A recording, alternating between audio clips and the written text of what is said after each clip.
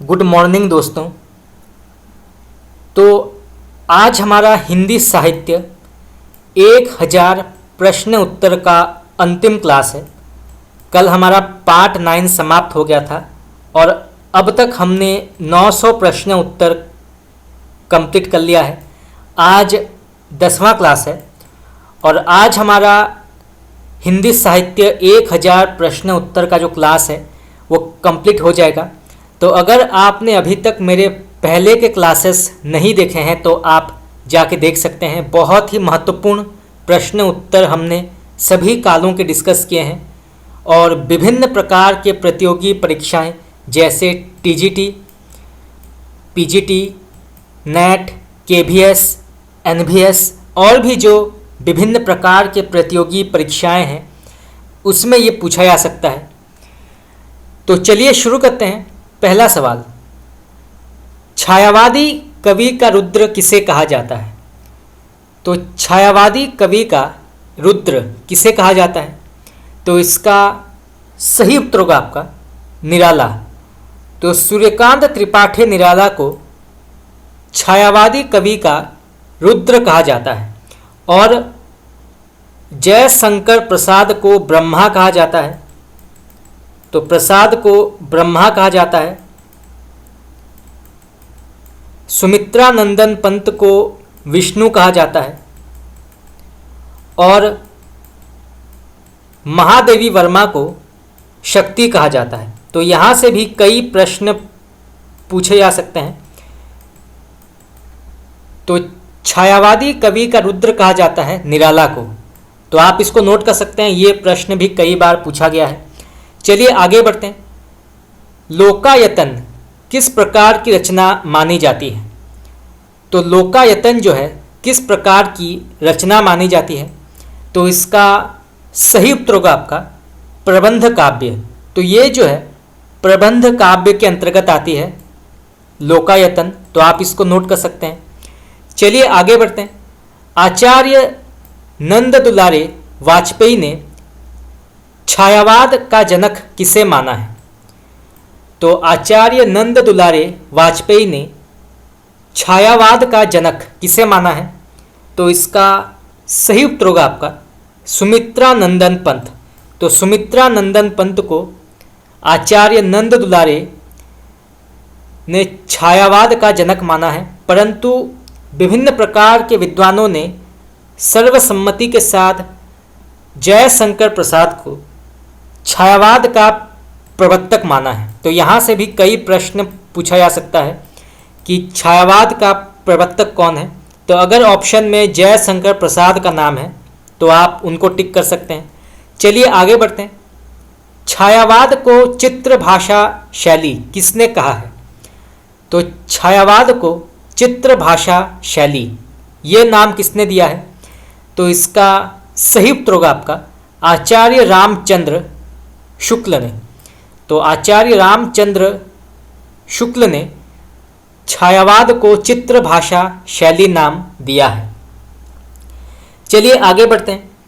जगन्नाथ दास रत्नाकर किस उपनाम से उर्दू में कविता लिखते थे? तो जगन्नाथ दास रत्नाकर किस उपनाम से उर्दू में कविता लिखते थे? तो इसका सही उत्तर होगा आपका जकी। तो जकी उपनाम से जगन्नाथ दास रत्नाकर उर्दू में कविता लिखते थे। चलिए आगे बढ़ते हैं। हिंदी का प्रथम सूफी कवि किसे माना जाता है? तो हिंदी का प्रथम सूफी कवि ये किसे माना जाता है? तो इसका सही उत्तर होगा आपका मुल्ला दाऊद। तो मुल्ला दाऊद को हिंदी का प्रथम सूफी कवि कहा जाता है। चलिए आगे बढ़ते हैं। श्री गुरु ग्रंथ साहिब का संकलन किसने किया है? ये प्रश्न भी कई बार पूछा गया है। तो श्री गुरु ग्रंथ साहिब का संकलन किसने किया है? तो इसका सही उत्तर होगा आपका अर्जुन देव। तो अर्जुन देव ने श्री गुरु ग्रंथ साहिब का संकलन किया है। आप ये प्रश्न भी नोट कर सकते हैं, ये भी कई बार एग्जाम में पूछा गया है। चलिए आगे बढ़ते हैं। लखनऊ में प्रगतिशील लेखक संघ के प्रथम अधिवेशन की अध्यक्षता किसने की है? तो लखनऊ में प्रगतिशील लेखक संघ के प्रथम अधिवेशन की अध्यक्षता किसने की है? किस बड़े लेखक या किस बड़े साहित्यकार ने की है?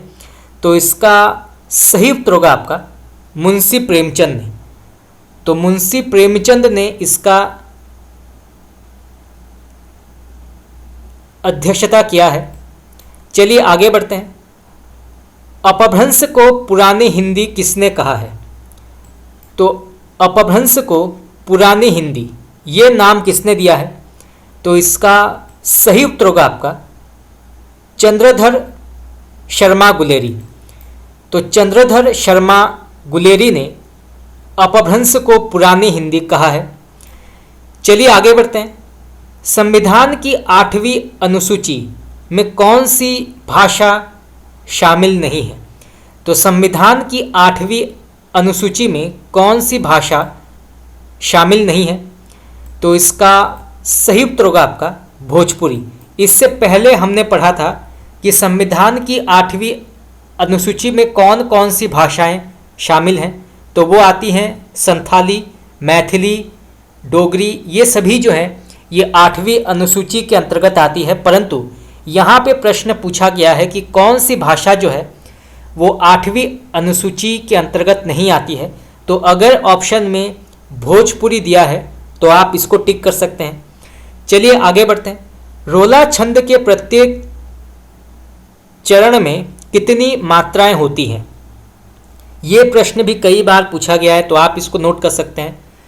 तो रोला छंद के प्रत्येक चरण में कितनी मात्राएं होती हैं? तो इसका सही उत्तर होगा आपका 24 मात्राएं होती हैं रोला छंद में। चलिए आगे बढ़ते हैं। नामवर सिंह किस कृति के लेखक माने जाते हैं? तो डॉक्टर नामवर सिंह किस कृति के लेखक माने जाते हैं? तो इसका सही उत्तर होगा आपका दूसरी परंपरा की खोज। तो दूसरी परंपरा की खोज के लेखक हैं डॉक्टर नामवर सिंह। चलिए आगे बढ़ते हैं। द्वापर किसकी प्रसिद्ध कृति मानी जाती है? ये प्रश्न भी कई बार पूछा गया है, तो आप इसको नोट कर सकते हैं। तो द्वापर किसकी प्रसिद्ध कृति मानी जाती है? तो इसका सही उत्तर होगा आपका मैथिली शरण गुप्त, जिनको दद्दा कहा जाता है हिंदी साहित्य का। तो मैथिली शरण गुप्त ने द्वापर कृति की रचना की है। चलिए आगे बढ़ते हैं। प्रेमचंद घर में शीर्षक से प्रेमचंद की जीवनी किसने लिखी है? तो प्रेमचंद घर में शीर्षक से प्रेमचंद की जीवनी किसने लिखी है? तो इसका सही उत्तर होगा आपका शिवरानी देवी। तो शिवरानी देवी ने प्रेमचंद घर में नामक जीवनी लिखा है, जो उनके पति मुंशी प्रेमचंद के जीवन पर लिखा गया है। चलिए आगे बढ़ते हैं। वट वृक्ष की छाया में जीवनी किसकी जीवन पर आधारित है? तो वट वृक्ष की छाया में जीवनी किसकी जीवन पर आधारित है? तो इसका सही उत्तर होगा आपका अमृतलाल नागर। तो अमृतलाल नागर इसके लेखक हैं वट वृक्ष की छाया में। तो आप इसको नोट कर सकते हैं। और ये जो है जीवनी विधा के अंतर्गत आती है। तो यहाँ से भी 2 प्रकार के प्रश्न जो हैं पूछे जा सकते हैं। चलिए आगे बढ़ते हैं। अकाल पुरुष गांधी जीवनी के लेखक कौन हैं? तो अकाल पुरुष गांधी जीवनी के लेखक का नाम क्या है? तो इसके लेखक हैं जैनेंद्र कुमार। तो जैनेंद्र कुमार अकाल पुरुष गांधी के लेखक हैं और ये भी जीवनी विधा के अंतर्गत आती है। चलिए आगे बढ़ते हैं। माटी की मूर्तें किस विधा से संबंधित है? तो माटी की मूर्तें किस विधा की रचना मानी जाती है? तो इसका सही उत्तर होगा आपका रेखाचित्र। तो ये जो है रेखाचित्र के अंतर्गत आता है माटी की मूर्तें। चलिए आगे बढ़ते हैं। हरिवंश राय बच्चन की आत्मकथा कितने भागों में विभाजित है? तो हरिवंश राय बच्चन की आत्मकथा कितने भागों में विभाजित किया गया है, उसकी संख्या क्या है? तो इसका सही उत्तर होगा आपका 4। तो इसको जो है 4 भागों में विभाजित किया गया है हरिवंश राय बच्चन की आत्मकथा को। तो आप इसको नोट कर सकते हैं। चलिए आगे बढ़ते हैं। माखनलाल चतुर्वेदी को किस रचना के लिए साहित्य अकादमी पुरस्कार मिला था? तो माखनलाल चतुर्वेदी को किस रचना के लिए साहित्य अकादमी पुरस्कार मिला था? उसका नाम क्या है? तो इसका सही उत्तर होगा आपका हिम तरंगिणी। तो हिम तरंगिणी के लिए माखनलाल चतुर्वेदी को साहित्य अकादमी पुरस्कार प्राप्त हुआ था। तो आप इसको नोट कर सकते हैं, ये प्रश्न भी कई बार पूछा गया है। चलिए आगे बढ़ते हैं। यहाँ पे प्रश्न पूछा गया है, भारत में पहले अपने नाट्य शास्त्र में कितने अलंकारों का उल्लेख किया गया है? तो भारत में पहले अपने नाट्य शास्त्र में कितने अलंकारों का उल्लेख किया गया है? तो इसका सही उत्तर होगा आपका 4। हिंदी का प्रथम गद्यकार कौन है? तो हिंदी का प्रथम गद्यकार का नाम है लल्लू लाल। चलिए आगे बढ़ते हैं। भुक्तिवाद की अवधारणा किसने की है? यह आपका भारतीय काव्यशास्त्र का बहुत ही महत्वपूर्ण प्रश्न है, तो आप इसको नोट कर सकते हैं। तो भुक्तिवाद की अवधारणा किसने की है? तो इसका सही उत्तर होगा आपका भट्टनायक ने। चलिए आगे बढ़ते हैं। कुटज के रचयिता कौन है? बहुत ही प्रसिद्ध निबंध है कुटज। तो कुटज के रचयिता हैं आचार्य हजारी प्रसाद द्विवेदी, और ये जो है निबंध विधा के अंतर्गत आती है। तो आप इसको भी नोट कर सकते हैं। यहाँ से भी कई बार प्रश्न पूछा गया है कि इसकी साहित्यिक रूप या इसकी साहित्यिक विधा क्या है। तो ये जो है निबंध के अंतर्गत आती है। 124 शेष कादंबरी के रचयिता कौन है? ये हम पहले पढ़ चुके हैं। तो इसके रचयिता हैं अलका सरावगी। चलिए आगे बढ़ते हैं। आचार्य रामचंद्र शुक्ल ने करुण रस का स्थायी भाव किसे माना है? तो आचार्य रामचंद्र शुक्ल ने करुण रस का स्थायी भाव किसे माना है? तो इसका सही उत्तर होगा आपका करुणा। तो करुण रस का स्थायी भाव है करुणा। 126 भोला राम का जीव किस विधा की रचना मानी जाती है? तो भोला राम का जीव किस विधा की रचना मानी जाती है? तो इसका सही उत्तर होगा आपका व्यंग। तो भोला राम का जीव जो है ये व्यंग के अंतर्गत आती है। 127 भारतीय हिंदी को हिंदी का प्रथम निबंधकार किसने माना है?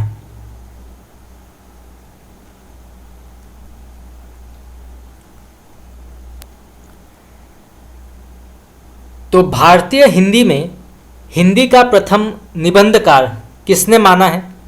तो इसका सही उत्तर होगा आपका शिवदान सिंह चौहान। चलिए आगे बढ़ते हैं। अद्वैतवाद के प्रवर्तक कौन है? तो अद्वैतवाद के प्रवर्तक कौन है, उनका नाम क्या है? तो वो हैं शंकराचार्य।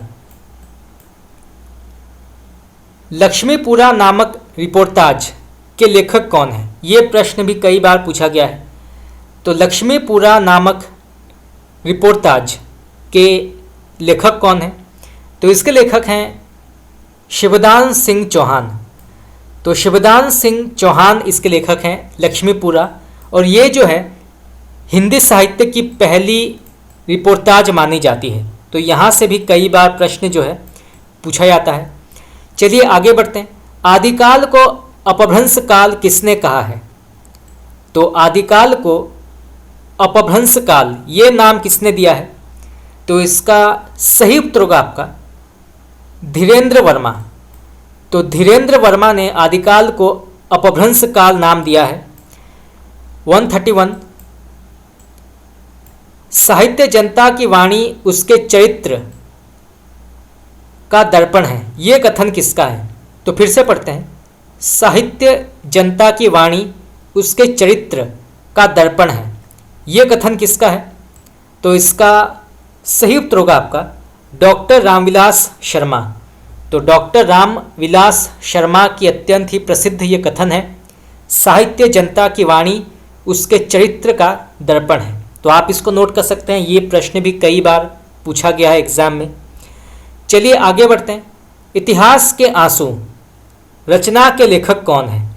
तो इतिहास के आंसू रचना के लेखक का नाम क्या है? तो इसके लेखक हैं दिनकर, रामधारी सिंह दिनकर इसके लेखक हैं। 133 तंत्रालोक से के लेखक कौन है? तो तंत्रालोक के रचनाकार का नाम क्या है? तो इसके लेखक हैं अभिनव गुप्त। 134 तुलसीदास को मुगल काल का सबसे बड़ा व्यक्ति किसने माना है? तो तुलसीदास को मुगल काल का सबसे बड़ा व्यक्ति किस विद्वान ने माना है, किस पाश्चात्य विद्वान ने माना है, उनका नाम क्या है? तो इसका सही उत्तर होगा आपका स्मिथ। तो स्मिथ ने तुलसीदास को मुगल काल का सबसे बड़ा व्यक्ति माना है। तो आप इसको नोट कर सकते हैं, ये प्रश्न भी कई बार पूछा गया है, नेट में पूछा गया है, टीजीटी और पीजीटी परीक्षाओं में भी कई बार पूछा गया है। चलिए आगे बढ़ते हैं। प्रेमचंद का विधवा विवाह पर आधारित उपन्यास का नाम क्या है? तो प्रेमचंद का विधवा विवाह पर आधारित उपन्यास का नाम क्या है? तो इसका सही उत्तर होगा आपका प्रेमा। तो प्रेमा उपन्यास में प्रेमचंद ने विधवा विवाह के ऊपर उन्होंने लिखा है। चलिए आगे बढ़ते हैं। अलंकार को काव्य की आत्मा किसने माना है? तो अलंकार को काव्य की आत्मा, ये कथन किसका है? तो इसका सही उत्तर होगा आपका भामह। तो आचार्य भामह ने अलंकार को काव्य की आत्मा माना है। चलिए आगे बढ़ते हैं। तुलसीदास को कलिकाल का वाल्मीकि, ये किसने कहा है? तो तुलसीदास को कलिकाल का वाल्मीकि, ये कथन किसका है? तो ये कहा है नाभादास ने। चलिए आगे बढ़ते हैं। प्रभात फेरी काव्य के रचनाकार कौन है? तो प्रभात फेरी काव्य के रचनाकार का नाम क्या है? तो इसके लेखक हैं नरेंद्र शर्मा। चलिए आगे बढ़ते हैं। अकाल और उसके बाद कविता के लेखक कौन है? तो अकाल और उसके बाद कविता के रचनाकार का नाम क्या है? तो इसके लेखक हैं नागार्जुन। और यहाँ से प्रश्न ये भी पूछा जा सकता है कि नागार्जुन का वास्तविक नाम क्या है? तो इनका वास्तविक नाम है वैद्यनाथ मिश्र। तो नागार्जुन का वास्तविक नाम है वैद्यनाथ मिश्र। ये प्रश्न भी कई बार पूछा गया है। चलिए आगे बढ़ते हैं। भजमन चरण कमल अविनाशी, ये पंक्ति किसकी है? तो भजमन चरण कमल अविनाशी, ये पंक्ति किसकी है? तो इसके लेखक हैं मीराबाई। तो मीराबाई की अत्यंत ही प्रसिद्ध ये पंक्ति है, कई बार ये एग्जाम में पूछा गया ये पंक्ति, तो आप इसको नोट कर सकते हैं, भजमन चरण कमल अविनाशी। चलिए आगे बढ़ते हैं। संविधान की 8वीं अनुसूची में शामिल की गई 4 भाषाएं कौन सी हैं? तो ये हम पहले पढ़ चुके हैं। पहले आता है संथाली, फिर मैथिली, फिर बोडो और फिर डोगरी। चलिए आगे बढ़ते हैं। भारतीय भाषाओं को कितने प्रमुख वर्गों में बांटा गया है? ये प्रश्न भी कई बार पूछा गया है। तो भारतीय भाषाओं को कितने प्रमुख वर्गों में बांटा गया है? तो इसका सही उत्तर होगा आपका 4। तो 4 वर्गों में बांटा गया है भारतीय भाषाओं को। चलिए आगे बढ़ते हैं। भारत में सबसे अधिक बोला जाने वाला भाषाई समूह क्या है? तो भारत में सबसे अधिक बोला जाने वाला भाषाई समूह क्या है? तो इसका सही उत्तर होगा आपका इंडो आर्यन। तो इंडो आर्यन जो है ये भारत में सबसे अधिक बोला जाने वाला भाषाई समूह है। चलिए आगे बढ़ते हैं। भारत में सबसे कम बोला जाने वाला भाषाई समूह क्या है? तो इसका सही उत्तर होगा आपका चीनी तिब्बती। तो चीनी तिब्बती जो है ये सबसे कम बोला जाता है भारत में। चलिए आगे बढ़ते हैं। यहाँ पर भी एक पंक्ति दी गई है, तो बताना है कि इसके लेखक कौन है। तो सबसे पहले पंक्ति पढ़ते हैं। जो जिण शासन भाषियऊ सो मई कहियऊ सारू, जो पालई सई भाऊ करी सो तरी पावई पारू। इस दोहे के रचनाकार का नाम क्या है? बहुत ही प्रसिद्ध ये पंक्ति है, तो आप इसको नोट कर सकते हैं। खास करके ये कई बार पूछा गया है। जो जिण शासन, ये पंक्ति किसकी है? तो ये लिखा है देवसेन ने। चलिए आगे बढ़ते हैं। 146 अपभ्रंश के योग से राजस्थानी भाषा का जो साहित्यिक रूप बना उसे क्या कहा जाता है? तो अपभ्रंश के योग से राजस्थानी भाषा का जो साहित्यिक रूप बना उसे क्या कहा जाता है? तो इसका सही उत्तर होगा आपका डिंगल। तो उसे जो है डिंगल कहा जाता है, डिंगल भाषा। चलिए आगे बढ़ते हैं। एक नार पिया को भानी, तन वाको सगरा ज्यों पानी। ये पंक्ति किस भाषा में लिखी गई है? तो फिर से पढ़ते हैं। एक नार पिया को भानी, तन वाको सगरा ज्यों पानी। तो ये पंक्ति जो है ये ब्रज भाषा में लिखी गई है, तो आप इसको नोट कर सकते हैं। चलिए आगे बढ़ते हैं।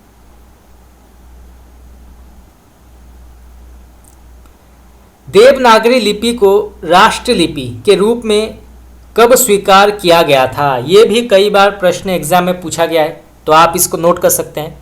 तो देवनागरी लिपि को राष्ट्रलिपि के रूप में कब स्वीकार किया गया था?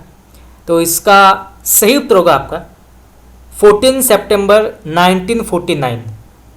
तो 14 सितंबर 1949 को हिंदी को या देवनागरी लिपि को राष्ट्रलिपि के रूप में स्वीकार किया गया था।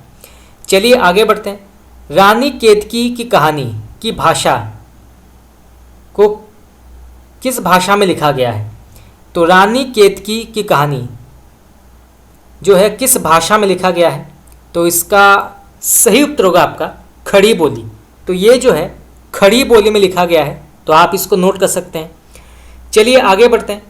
आचार्य हजारी प्रसाद द्विवेदी के उस इतिहास ग्रंथ का नाम बताइए जिसमें मात्र आदिकालीन हिंदी साहित्य संबंधी सामग्री संग्रहित है।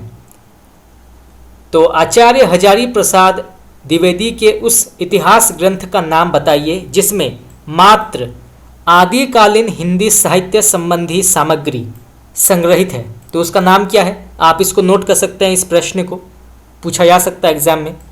तो इसका सही उत्तर होगा आपका हिंदी साहित्य का आदिकाल, जो लिखा गया था 1952 में, 1952। तो हिंदी साहित्य का आदिकाल में जो है मात्र आदिकालीन हिंदी साहित्य संबंधी सामग्री संग्रहित है। तो आप इसको नोट कर सकते हैं। चलिए आगे बढ़ते हैं। आचार्य रामचंद्र शुक्ल के किन दो प्रमुख तथ्यों को ध्यान में रखकर हिंदी साहित्य के इतिहास के कालखंडों का नामकरण किया गया है? तो फिर से पढ़ते हैं। आचार्य रामचंद्र शुक्ल ने किन दो प्रमुख तथ्यों को ध्यान में रखकर हिंदी साहित्य के इतिहास के कालखंडों का नामकरण किया है? तो वो कौन से दो तथ्य हैं? तो इसका सही उत्तर होगा आपका ग्रंथों की प्रचुरता और ग्रंथों की प्रसिद्धि। तो ये दो प्रमुख तथ्य हैं जिनको ध्यान में रखकर आचार्य रामचंद्र शुक्ल ने हिंदी साहित्य के इतिहास ग्रंथ की रचना की है। ग्रंथों की प्रचुरता और ग्रंथों की प्रसिद्धि, इसके आधार पर उन्होंने जो है नामकरण किया है। तो आप इसको नोट कर सकते हैं। ये प्रश्न भी जो है कई बार पूछा गया है। चलिए आगे बढ़ते हैं। 153, किस इतिहासकार ने पहले रीतिकालीन कवियों के सर्वाधिक परिचयात्मक विवरण दिए हैं? तो इसका सही उत्तर होगा आपका मिश्र बंधु। ये हम पहले पढ़ चुके हैं। चलिए आगे बढ़ते हैं। हिंदी साहित्य का अतीत भाग 1 के लेखक का नाम क्या है? तो हिंदी साहित्य का अतीत भाग 1 के लेखक का नाम क्या है? तो इसके लेखक हैं डॉक्टर विश्वनाथ प्रसाद मिश्र। तो डॉक्टर विश्वनाथ प्रसाद मिश्र हिंदी साहित्य का अतीत भाग 1 के लेखक हैं। चलिए आगे बढ़ते हैं। 155, प्रेम लक्षणा भक्ति को किस भक्ति शाखा ने अपनी साधना का मुख्य आधार बनाया है? तो फिर से पढ़ते हैं। प्रेम लक्षणा भक्ति को किस भक्ति शाखा ने अपनी साधना का मुख्य आधार बनाया है? तो वो कौन सी शाखा है? तो इसका सही उत्तर होगा आपका कृष्ण भक्ति शाखा। तो कृष्ण भक्ति शाखा में जो है प्रेम लक्षणा भक्ति को उसका मुख्य आधार बनाया गया है। चलिए आगे बढ़ते हैं। 156, मनुष्यत्व की सामान्य भावना को आगे करके निम्न श्रेणी की जनता में आत्म गौरव का भाव जगाने वाले सर्वश्रेष्ठ कवि कौन थे? तो मनुष्यत्व की सामान्य भावना को आगे करके निम्न श्रेणी की जनता में आत्म गौरव का भाव जगाने वाले सर्वश्रेष्ठ कवि का नाम क्या है? तो इसका सही उत्तर होगा आपका कबीर। चलिए आगे बढ़ते हैं। हंस जवाहिर रचना किस सूफी कवि द्वारा रची गई है? तो फिर से पढ़ते हैं। हंस जवाहिर रचना किस सूफी कवि द्वारा रची गई है? उसका नाम क्या है? तो इसका सही उत्तर होगा आपका कासिम शाह। कासिम शाह। चलिए आगे बढ़ते हैं। यहाँ पर भी एक पंक्ति दी गई है, तो बताना है कि इसके लेखक कौन है। तो सबसे पहले पंक्ति पढ़ते हैं। देखन जो पाऊँ तो पठाऊँ जमलोक हाथ, दूजो ना लगाऊँ वार, करो एक कर को। ये पंक्तियाँ किस कवि द्वारा लिखी गई है? तो फिर से पढ़ते हैं। देखन जो पाऊँ तो पठाऊँ जमलोक हाथ, दूजो ना लगाऊँ वार, करो एक कर को। तो इसके लेखक हैं नाभादास। चलिए आगे बढ़ते हैं। 159, भक्तमाल के रचयिता कौन है? तो भक्तमाल के लेखक का नाम क्या है? तो इसके लेखक हैं नाभादास। चलिए आगे बढ़ते हैं। 160, नाम रूप द्वि इस उपाधि पंक्ति किस कवि की है? तो नाम रूप द्वि इस उपाधि ये पंक्ति जो है किस कवि की है? तो इसके लेखक हैं गोस्वामी तुलसीदास, और ये जो है रामचरितमानस से लिया गया है। तो यहाँ से जो है दो प्रकार के प्रश्न पूछे जा सकते हैं कि इसके लेखक कौन है और ये पंक्ति जो है किस ग्रंथ से लिया गया है। तो इसके लेखक हैं गोस्वामी तुलसीदास, और ये जो है रामचरितमानस से लिया गया है। चलिए आगे बढ़ते हैं। 161, हरिश्चंद्री हिंदी शब्द का प्रयोग किस इतिहासकार ने अपने इतिहास ग्रंथ में किया है? तो हरिश्चंद्री हिंदी शब्द का प्रयोग किस इतिहासकार ने अपने इतिहास ग्रंथ में किया है? उनका नाम क्या है? तो इसका सही उत्तर होगा आपका आचार्य रामचंद्र शुक्ल। चलिए आगे बढ़ते हैं। 162, किस नाटककार ने अपने नाटकों के लिए रंगमंच को अनिवार्य नहीं माना है? तो किस नाटककार ने अपने नाटकों के लिए रंगमंच को अनिवार्य नहीं माना है? तो वो हैं जयशंकर प्रसाद। चलिए आगे बढ़ते हैं। निशा निमंत्रण के रचनाकार कौन है? तो निशा निमंत्रण के रचनाकार का नाम क्या है? तो इसके लेखक हैं हरिवंश राय बच्चन। हरिवंश राय बच्चन। चलिए आगे बढ़ते हैं। 165, बिहारी किस राजा के दरबारी कवि थे? तो बिहारी किस राजा के दरबारी कवि थे, उनका नाम क्या है? तो उनका नाम है जयपुर नरेश जय सिंह। तो जयपुर नरेश जय सिंह के दरबारी कवि थे बिहारी, और ऐसा माना जाता है कि बिहारी की एक एक दोहें एक एक सोने के सिक्कों के समान होती थी। सोने के सिक्कों के समान उनकी एक एक दोहें होती थी। तो आप इसको नोट कर सकते हैं। चलिए आगे बढ़ते हैं। अतीत के चलचित्र के रचयिता कौन है? तो अतीत के चलचित्र, इसके लेखक हैं महादेवी वर्मा। चलिए आगे बढ़ते हैं। तुलसीदास का वह ग्रंथ कौन सा है जिसमें ज्योतिषी का वर्णन किया गया है? तो तुलसीदास का वह ग्रंथ कौन सा है जिसमें ज्योतिषी का वर्णन किया गया है? तो इसका करेक्ट आंसर होगा आपका रामाज्ञा प्रश्नावली। चलिए आगे बढ़ते हैं। रामचरितमानस में प्रधान रस के रूप में किस रस को मान्यता मिली है? तो रामचरितमानस में प्रधान रस के रूप में किस रस को मान्यता प्राप्त है या किस रस को मान्यता मिली है? तो इसका सही उत्तर होगा आपका भक्ति रस। चलिए आगे बढ़ते हैं। 169 पहले किस आलोचक ने अपने किस ग्रंथ में देव बड़े हैं कि बिहारी विवाद को जन्म दिया था? ये भी हम पहले पढ़ चुके हैं। तो वो है मिश्र बंधु हिंदी नवरत्न। चलिए आगे बढ़ते हैं। किस आलोचक ने अपना कौन सा आलोचना ग्रंथ लिखकर हिंदी के स्नातकोत्तर कक्षाओं के पाठ्यक्रम में आलोचना के अभाव को पूरा करने का पहला सफल प्रयास किया था? तो फिर से पढ़ते हैं। बहुत ही कठिन प्रश्न है और कई बार एग्जाम में भी पूछा जा सकता है।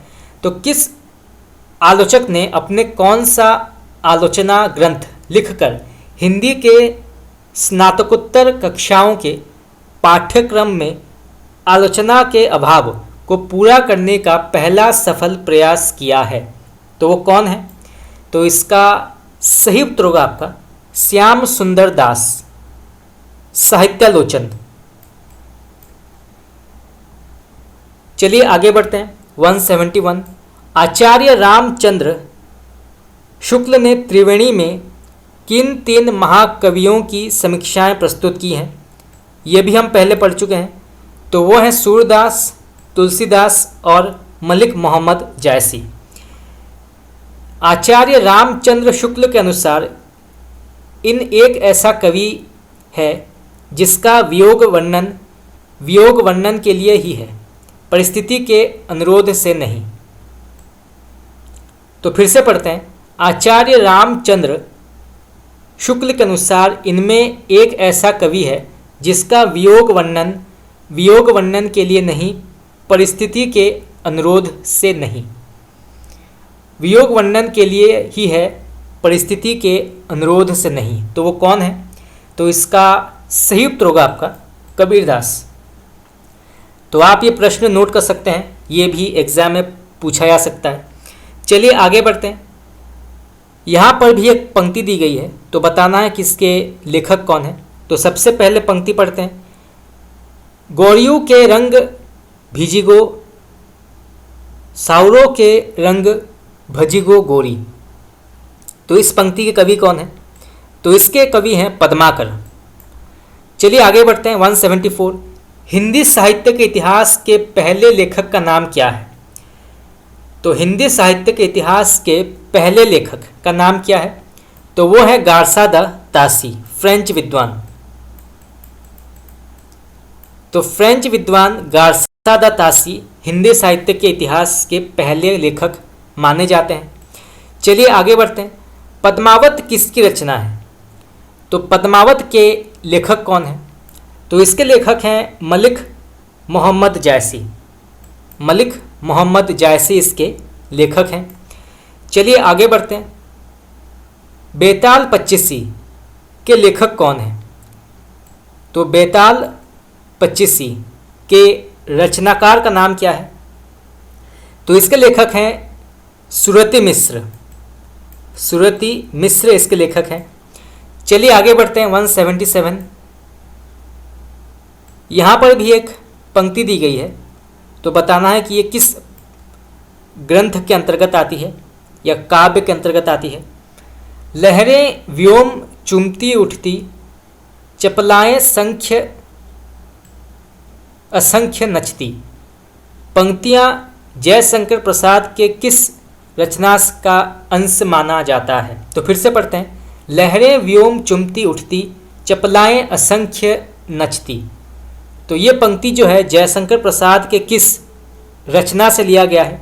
तो इसका सही उत्तर होगा आपका कामायनी। तो ये जो है कामायनी से लिया गया है।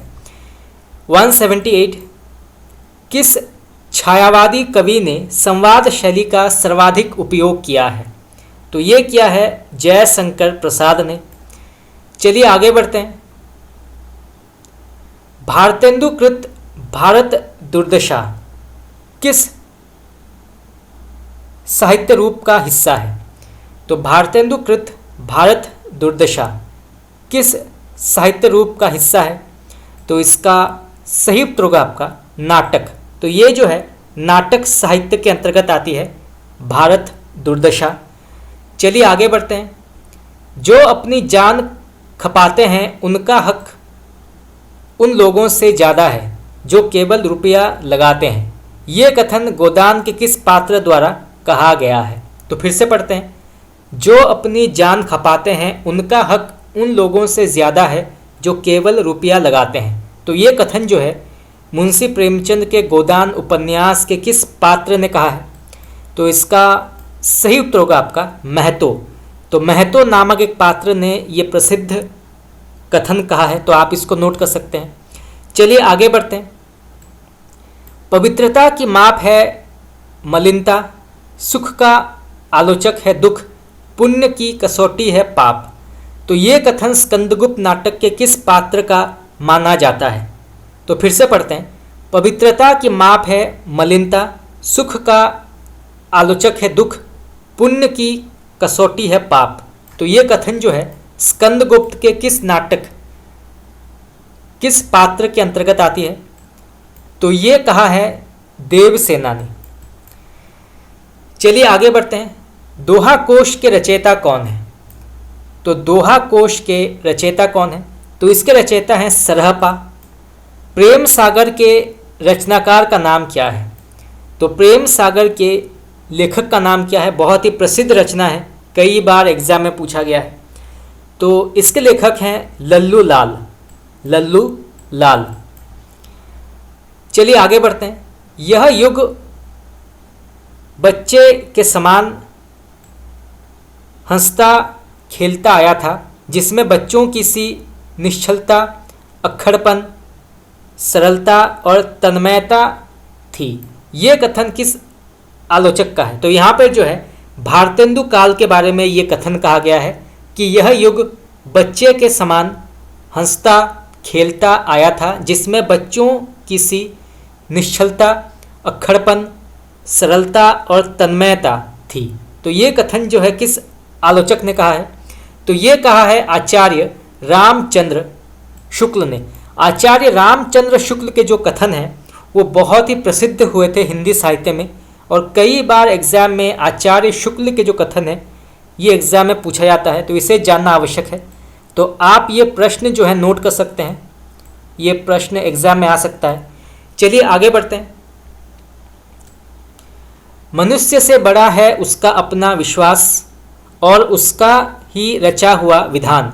अपने विश्वास और विधान के सम्मुख ही मनुष्य विवशता अनुभव करता है और स्वयं ही वह उसे बदल भी देता है। ये कथन किस उपन्यासकार ने लिखा है? तो फिर से पढ़ते हैं। मनुष्य से बड़ा है उसका अपना विश्वास और उसका ही रचा हुआ विधान। अपने विश्वास और विधान के सम्मुख ही मनुष्य विवशता अनुभव करता है और स्वयं ही वह उसे बदल भी देता है। तो ये कथन किस उपन्यासकार का है?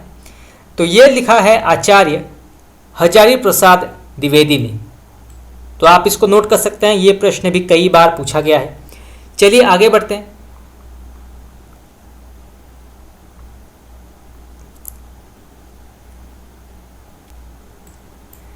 रामचरितमानस में कितने कांड हैं?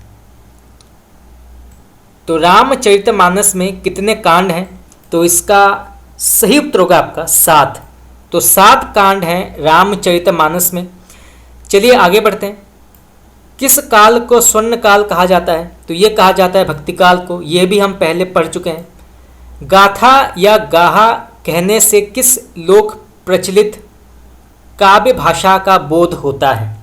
तो गाथा कहने से किस लोक प्रचलित काव्य भाषा का बोध होता है? तो इसका सही उत्तर होगा आपका प्राकृत। तो प्राकृत का बोध होता है गाथा कहने से। तो आप इसको नोट कर सकते हैं। चलिए आगे बढ़ते हैं। 192 सिद्धों की उद्धृत रचनाओं की काव्य भाषा क्या है? तो उसका नाम है देश भाषा मिश्रित अपभ्रंश अर्थात पुरानी हिंदी। चलिए आगे बढ़ते हैं। देवनागरी लिपि का विकास किस लिपि में हुआ था? तो देवनागरी लिपि का विकास किस लिपि से हुआ था? तो इसका सही उत्तर होगा आपका ब्राह्मी लिपि। तो ब्राह्मी लिपि से देवनागरी लिपि का विकास हुआ था। तो आप इसको नोट कर सकते हैं। चलिए आगे बढ़ते हैं। द्रविड़ भाषाओं में सर्वाधिक बोली जाने वाली भाषा कौन सी है? तो द्रविड़ भाषा में सर्वाधिक बोली जाने वाली भाषा कौन सी है?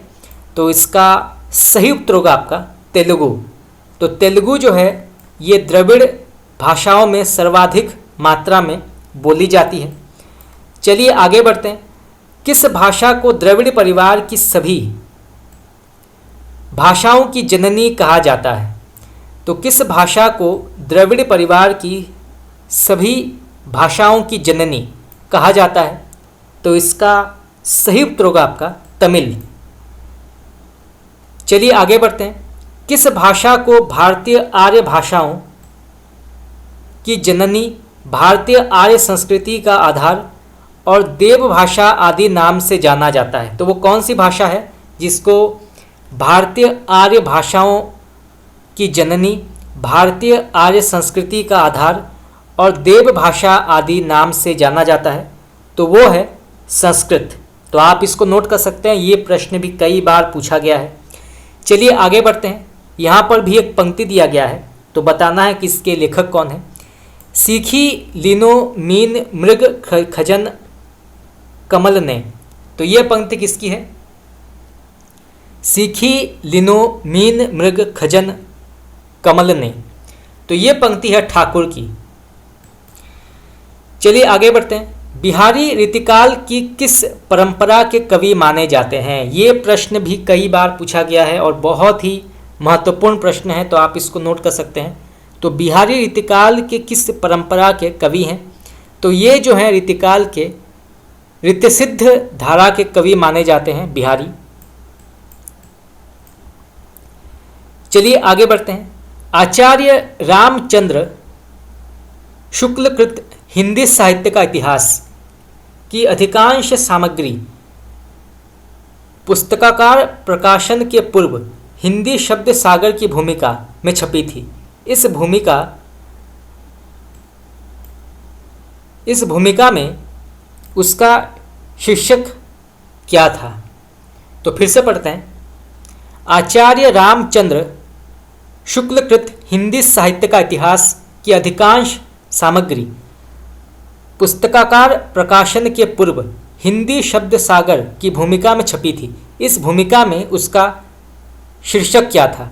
तो इसका सही उत्तर होगा आपका हिंदी साहित्य का विकास। तो आप इसको नोट कर सकते हैं, बहुत ही महत्वपूर्ण प्रश्न है। तो यहाँ से प्रश्न आ सकता है। चलिए आगे बढ़ते हैं। अवधी भाषा के सर्वाधिक लोकप्रिय महाकाव्य का नाम क्या है? तो उसका नाम है रामचरितमानस। रस विलास के रचयिता कौन है? तो रस विलास के रचयिता का नाम क्या है? तो इसके लेखक हैं चिंतामणि। जो रीतिकाल के रीतिबद्ध के बहुत बड़े कवि हैं चिंतामणि, और इनको आचार्य रामचंद्र शुक्ल ने रीतिकाल का प्रवर्तक माना है। चलिए आगे बढ़ते हैं। किस रचना की सर्वाधिक टीकाएं लिखा गया है? तो किस रचना की सर्वाधिक टीकाएं लिखी गई है उसका नाम क्या है? तो इसका सही उत्तर होगा आपका बिहारी सतसई। तो बिहारी सतसई में सर्वाधिक टीकाएं लिखी गई हैं, तो आप इसको नोट कर सकते हैं। चलिए आगे बढ़ते हैं। आचार्य रामचंद्र शुक्ल ने रीतिकाल का अंतिम कवि किसे माना है? तो आचार्य रामचंद्र शुक्ल ने रीतिकाल का अंतिम कवि किसे माना है? उसका नाम क्या है? तो उसका नाम है ग्वाल कवि। ग्वाल कवि। चलिए आगे बढ़ते हैं। पसंद आया तो आप मुझे कमेंट करके बता सकते हैं। आपका बहुत बहुत धन्यवाद।